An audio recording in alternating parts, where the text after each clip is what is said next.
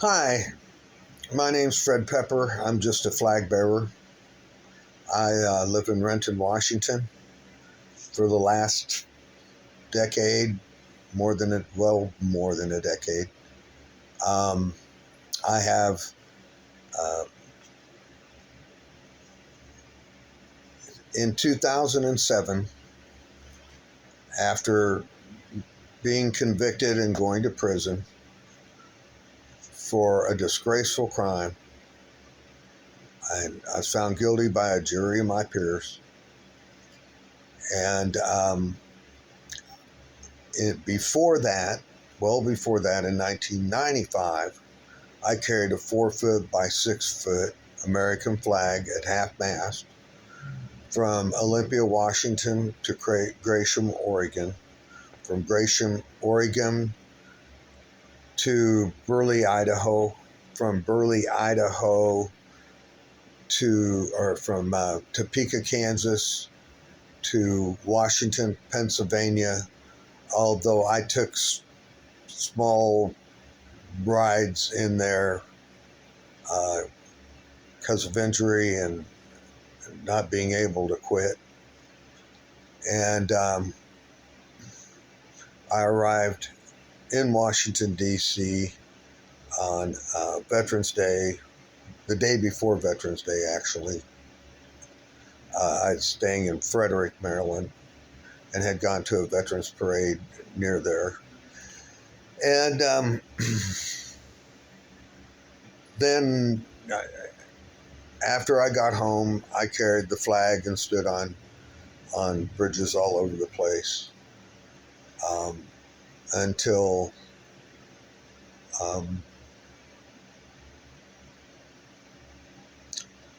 in 2001, I carried the flags again, and carried the American flag at that time.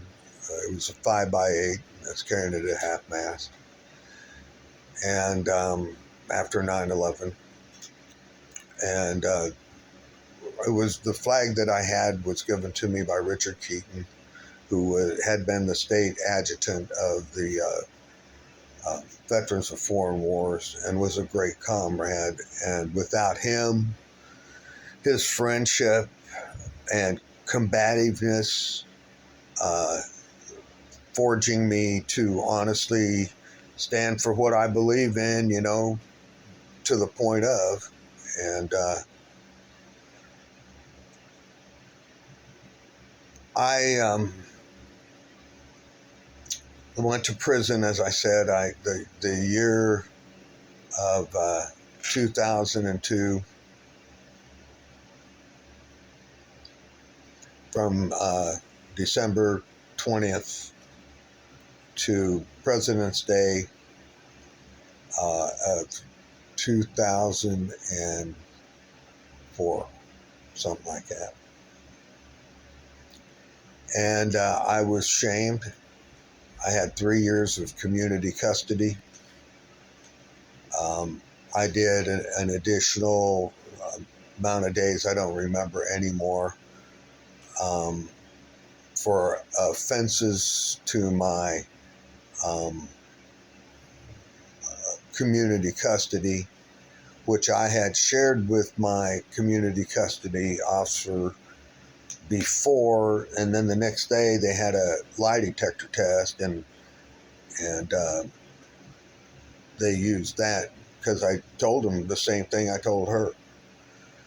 And another time I was in there, they wouldn't let me. I had over a year of sobriety when I got out of prison. I'd been sober before that, since December 30th of 2001. I got my cart tipped a little bit on 9/11. I knew that what they were saying was not possible and could not be true. And I worked at an aluminum foundry at Morel Foundry in Harbor Island. And when I was a younger man, I worked at Bethlehem Steel. Uh, and I know what molding hot steel looks like, and I know what molding hot aluminum looks like. Aluminum looks like platinum, but that steel looks like a river of of lava or something, you know. So at any rate, uh, I just want to sound an alarm. Uh, the Russia thing. The first time was over Seth Rich.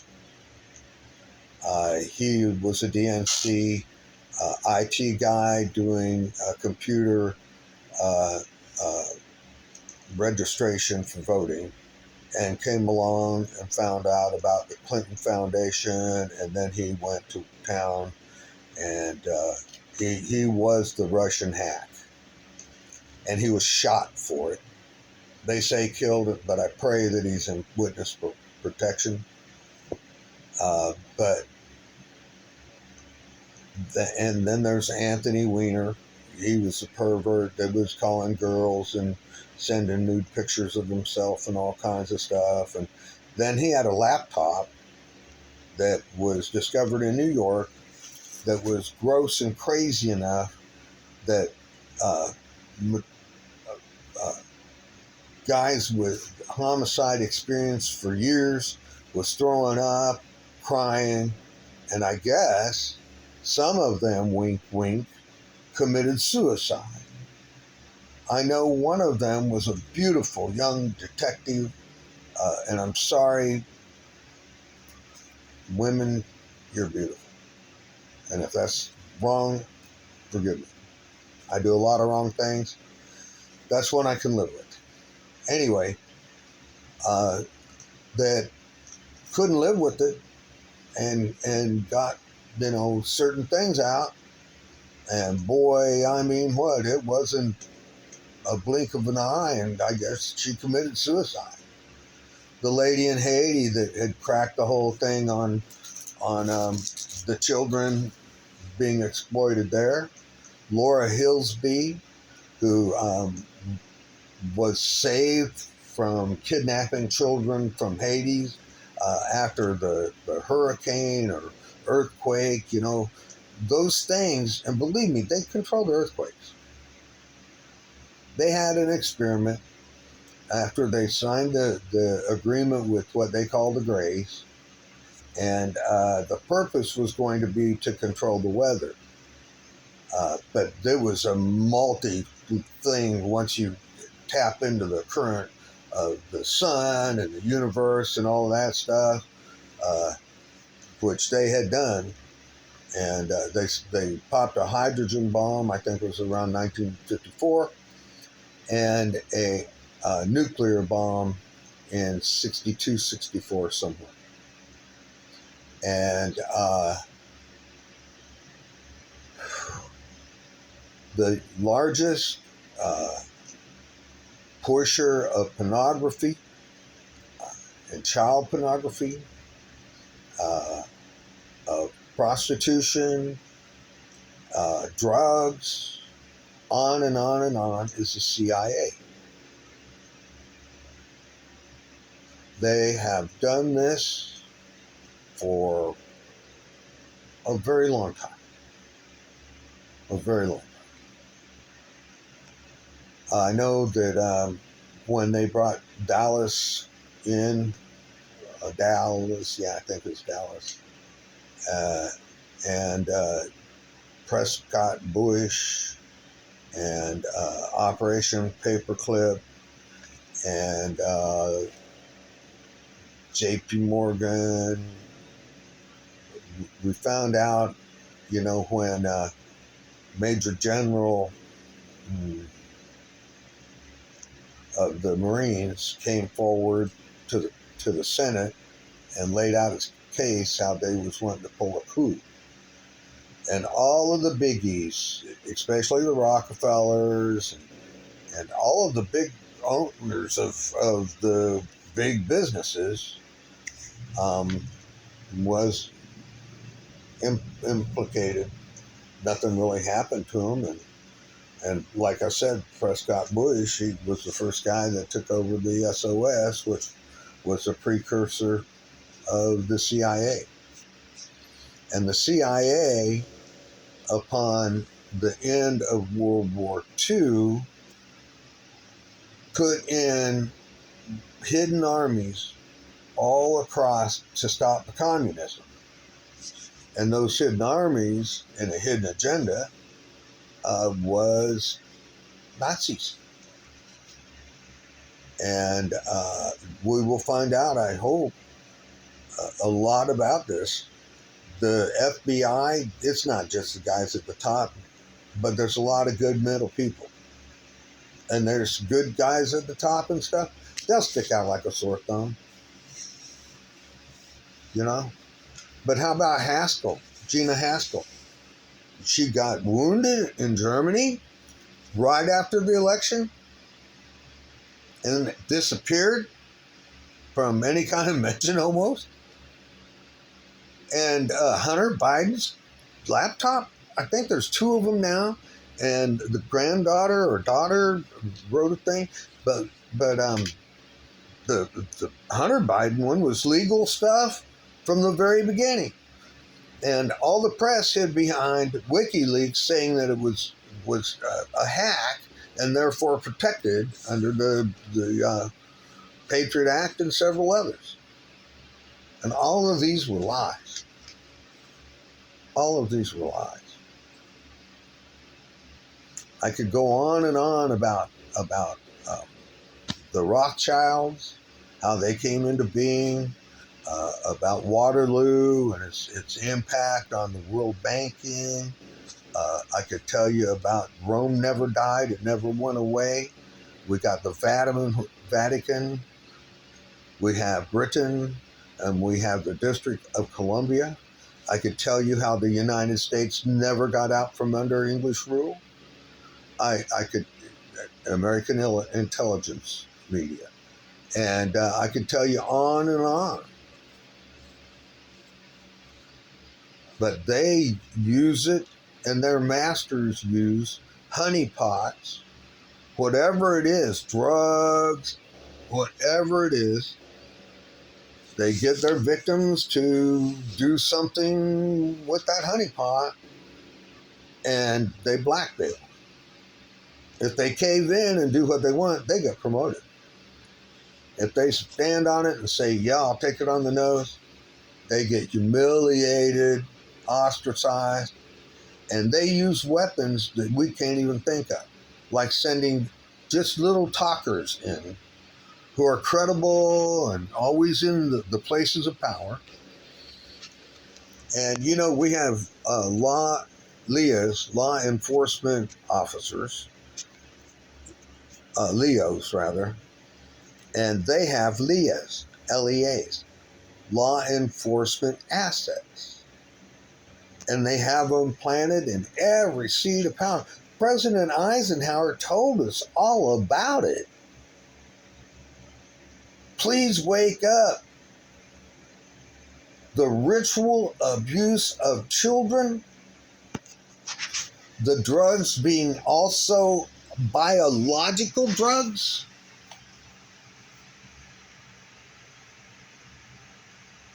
You know, in Waco, Janet Reno and Hillary Clinton had a lunch. I don't remember everything on it, but one of them was oysters. In the emails, we found out that oysters was aborted children, fetal babies, you know, the veal of humans.